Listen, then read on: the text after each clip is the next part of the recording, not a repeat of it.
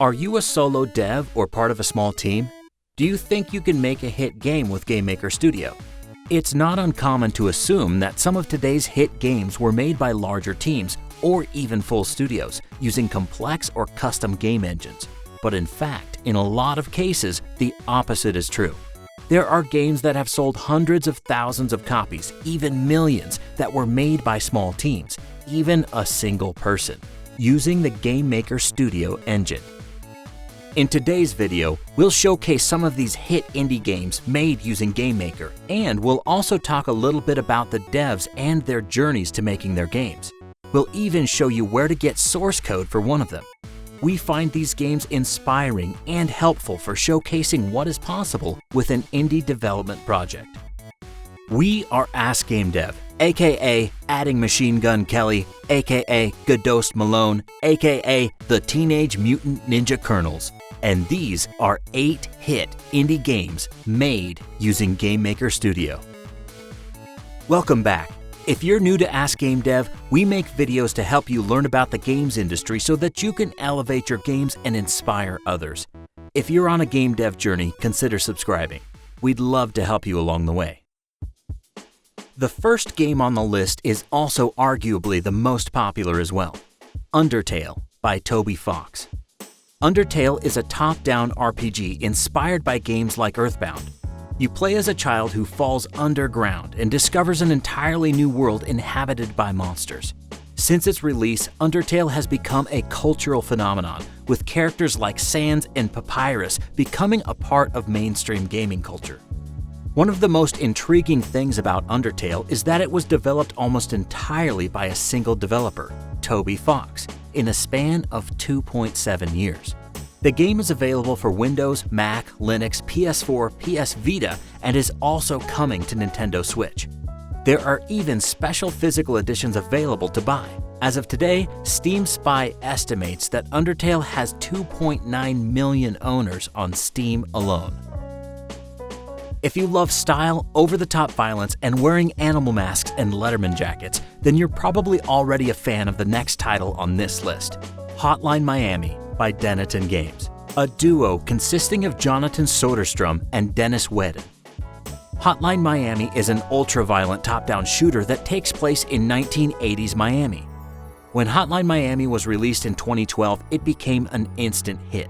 On Steam alone, the game has almost 36,000 reviews, with 97% of them being positive.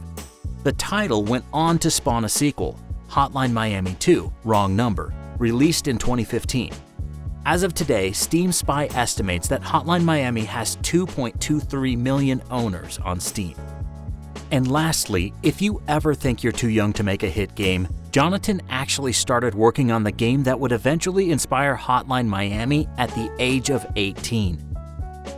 If you think the games on this list so far are a bit old, this next game features freshly authored game code, as it was released just recently in April of this year. We're talking about Swords of Ditto by 1Bit Beyond. Swords of Ditto is an action-adventure title with roguelike elements. It has great gameplay and a really charming and colorful aesthetic, but the coolest thing about Swords of Ditto is how they handle a player's death. Each time you play the game, you start with a new hero, and whatever you do with that hero affects future runs. For example, if you've defeated evil in one town and then die, on your next run you might find a statue of your previous character being honored in that same town. The game was developed by a small team and took about 2 years to make. Inspired by cartoons like Adventure Time, the team wanted to make a roguelike Nintendo-style game for non-Nintendo consoles, and we think they nailed it. Steam Spy estimates that it has roughly 51,000 owners on Steam as of today. The next game on our list was a huge Kickstarter success, earning more than $500,000 on Kickstarter alone. Hyper Light Drifter by Heart Machine. Hyper Light Drifter is a beautiful 16-bit style action-adventure RPG that takes place in a neon world. Inspired by games like A Link to the Past, Alex Preston, after spending years as an animator, decided it was time to take the leap and create a game. Thus, Hyper Light Drifter was born. With his vision and animation skills in hand, Alex led a team of a handful of developers and launched a Kickstarter campaign. With an initial goal of $27,000, the team smashed through their goal in no time, raising $645,000 by the end of the campaign. In terms of development time, the team took 2.5 years from the launch of their Kickstarter to their first release on PC. Hyperlight Drifter is now available on PC, Mac, Linux, Xbox One, PS4, and also just recently came out on Nintendo Switch. Some people were even lucky enough to snag a Hyperlight Drifter's Collector's Edition, complete with an SNES-style box, manual, and cartridge. Steam Spy estimates the game now has 563,000 owners on Steam. This next game is a fighting game that recently made headlines with the news of Shovel Knight joining its roster of fighters. Yes, we are talking about Rivals of Aether by Dan Fornas. Rivals of Aether is a fighting game similar to the Smash Bros. Series that features awesome animal warriors and guest stars from the indie world. Prior to going indie, Dan worked as a design consultant on some amazing games, including Trials Evolution, Ori and the Blind Forest, and Mark of the Ninja. In April of 2014, however, he decided to work on Rivals of Aether and released it in early access the following year. The official release came in March of 2017, and the game has only grown since, adding characters like Ori from Ori and the Blind Forest and the aforementioned Shovel Knight. The game is currently available on Windows and Xbox One. Steam Spy estimates that the title currently has 452,000 owners on Steam. Coming in at $3, this next game on the list will definitely give you the most bang for your buck. We are talking about the 2015 hit Downwell by Moppin, aka Ojiri Fumoto. Downwell is a roguelike vertically scrolling shooter where you use your gun boots to traverse down a well. Sounds simple enough, but give it a try and you'll be hooked. One of our favorite game sites, Destructoid, gave it a 10 out of 10 review score. Another solo dev entry on this list, Downwell was made after its creator, Ojiri Fumoto, graduated from opera singing at the Tokyo University of Arts, but decided to head down a different path. Inspired by an article on Gama Sutra by Vlambier's Rami Ismail about making a game a week, Fumoto decided to give it a shot. Downwell ended up winning numerous awards, and according to Steam Spy, moving over 250,000 units on Steam as of today. Fumoto's journey in game development continues as he's part of the team working on UFO 50 alongside Spelunky's Derek Yu. He also announced in January that he joined Nintendo. If Rami Ismail inspired Ojiri Fumoto to create Downwell, then he must have some awesome games as well, right? You are correct. And the next game on this list is Nuclear Throne by Vlambeer, a duo made up of Rami Ismail and Jan Willem Niemann. Originally titled Wasteland Kings, Nuclear Throne is a top-down shooter starring some of the gnarliest and likable toxic creatures we've ever seen. The dev team had 6 team members in total, 2 sharing development duties, 2 artists, 2 people on audio, and took 2.5 years to make. Nuclear Throne is available for PC, Mac, Linux, PlayStation 4, and PlayStation Vita. As of today, Steam Spy estimates that it has 486,000 owners on Steam. And before we get to the final game on this list, check out these 3 honorable mentions.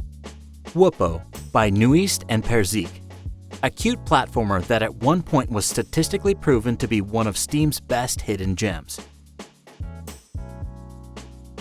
Crashlands by Butterscotch Shenanigans, a survival sandbox developed by 3 brothers. And Turmoil by Gamius, a hilarious oil drilling sim that takes place during the 19th century oil rush.